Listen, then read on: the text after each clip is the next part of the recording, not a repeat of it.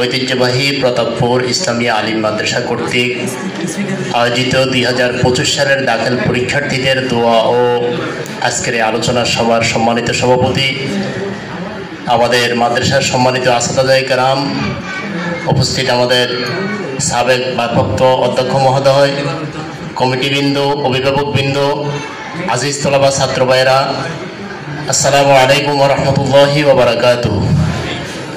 রব্বুল ইজ্জতের দরবারে অসংখ্য শুকর যে রব্বুল আলামিন আমাদেরকে আজকে এই দোয়ার অনুষ্ঠানে শরীক হওয়ার যে মনিব তৌফিক দিয়েছেন, সে মনিবের দরবারে শুকরিয়া দেন বলি আলহামদুলিল্লাহ। আমরা আজকে এখানে আমাদের অনেক আসাতাজায়ে কেরাম, বিভিন্ন অতিথিবৃন্দ সহ আমরা ওনাদের মুখের মুক্তাঝরা কথাগুলো শুনে আমাদের বাস্তব জীবনকে পরিবর্তন করব। আমি ছাত্রভাইদেরকে বলবো, বিশেষ করে আমাদের প্রতাপপুর মাদ্রাসা দিন দিন উত্তরোত্তর আমাদের পরিবর্তন হচ্ছে এবং উন্নতির শিখরে আমরা যাচ্ছি ইনশাআল্লাহ। আমরা সকলের কাছে দোয়া চাই। আর আপনারা যেহেতু পরীক্ষা দিবেন, সেখানে আপনাদের আদব, কথা, চালচলন, ব্যবহার সব কিছুতে আপনি প্রমাণ করাই দিবেন যে আপনি একটা ভালো মানুষ। কারণ এখানে আমরা সংক্ষিপ্ত সফরের জন্য আসছি, এখান থেকে আমরা চলে যাব পরকালের জিন্দিগিতে। এই জন্য আপনার কোনো কথায় যেন কেউ কোনো সমস্যার মধ্যে না পড়ে, কেন যেন এই কথা না বলে যে প্রতাপপুরের ছাত্ররা খারাপ। আপনি মনে রাখিয়েন, সফলতা একটা বড় বটবৃক্ষের মতন। সফল তারাই হয়েছে যারা মা বাবার কথা মেনেছে, ওস্তাদের কথা শুনেছে, আদব দিয়ে চলেছে, তারাই হয়েছে সফল। এই জন্য আপনারা যাবেন, বিভিন্ন প্রতিষ্ঠানের বিভিন্ন জায়গা থেকে আমাদের ছাত্র ভাইয়েরা এবং আসাতাজায়ে কেরামেরা সেখানে থাকবেন। আপনাদের কথা, কাজে সব কিছুতে আপনি সুন্দর প্রমাণ করাই দিবেন।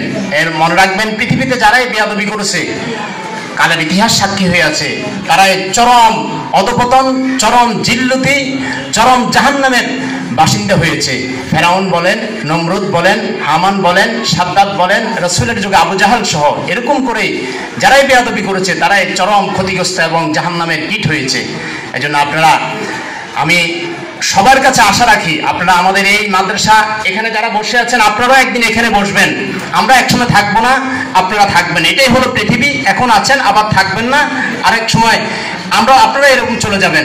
কিন্তু আপনার কর্মটা যেন সুন্দর হয়, আপনি চলে যাওয়ার পরেও যেন আপনাকে সবাই যেন ভালো কথা বলে, আপনার পিছে যেন এই কথা না বলে আপনি খারাপ ছিলেন। আমি সকলের কাছে আপনার দোয়া চাই। আমাদের মাদ্রাসার এখন যেভাবে সুন্দর হয়ে যাচ্ছে, আপনারা যেভাবে আসতেছেন, আবারও যারা আসে না তাদেরকে উদ্বুদ্ধ করে গেট আপ, সেট আপ, পথে ঘাটে সব মিলিয়ে আপনারা যেন দেখিয়ে যেন একটা আদর্শ মাদ্রাসার আদর্শ ছাত্র এবং তার পাশাপাশি সুন্নত নববী মহান মুহাম্মদুর রাসূলুল্লাহ সাল্লাল্লাহু আলাইহি ওয়াসাল্লামের একজন আদর্শ সৈনিক হিসেবে আপনি প্রমাণ দিবেন। আপনি দেখাই দিবেন যে হ্যাঁ, আমি একটা নবীর সুন্নত তরিকার নবীর একজন আদর্শের সৈনিক। আপনার পথে ঘাটে, বাড়িতে, এখানে যেমন করে থাকেন, বাড়িতেও ঠিক নামাজ, 5 ওয়াক্ত নামাজ জামাত ছাড়া পড়বেন না, মাথায় টুপি ছাড়া চলবেন না, এবং আপনাকে কথাবার্তা, মাথার চুলের কাটিং সবগুলো মিলে আপনি একটা আদর্শের নবীর সৈনিক। মাথার চুল থেকে শুরু করে পায়ের নখ পর্যন্ত নবীর আদর্শের তরিকা অনুযায়ী নিজেকে গঠন করবেন। আমাদের এখানে আমাদের ওস্তাদ চলে গেছেন, আমার সবচেয়ে প্রাণপ্রিয় ওস্তাদ অধ্যক্ষ মহোদয়, আমার ফুফাতো ভাই, আমার একদিকে ওস্তাদ, আমার ওস্তাদেরও ওস্তাদ, উনি এখানে বসে আছেন। আমরা দোয়া চাইবো সবার কাছে। এখানে আবার গাংরা মাদ্রাসার ভাইস প্রিন্সিপাল ভারপ্রাপ্ত অধ্যক্ষ মহোদয় আছেন, এরকম করে এখানে অনেকে এখানে আসছেন। আমি সবার কাছে একটাই কথাই বলবো, আপনি আদব দিয়ে চলেন, মা বাবার কথা শোনেন, আপনার ওস্তাদের কথা মানেন, তাহলে জীবনে কামিয়াবি হবেন। আর কামিয়াবি হলে আপনি সম্মানী হলে আপনি জান্নাতের মেহমান। আল্লাহ যেন আমাদেরকে এই স্বল্প সময়ে যাই কিছু বলছে, আল্লাহ যেন আমাদের বাস্তব জীবনে আমল করে জীবনটাকে সুন্দর করে জান্নাতের মেহমান হয়ে জাহান্নাম থেকে বাঁচে আল্লাহ যেন আমাদেরকে সবাইকে কবুল করেন। আপনাদের সকলের জন্য ভালাই কামনা করে আমি আমার সংক্ষিপ্ত স্বাগত বক্তব্য এখানে শেষ করছি। আসসালামু আলাইকুম ওয়া রাহমাতুল্লাহি ওয়া বারাকাতুহু।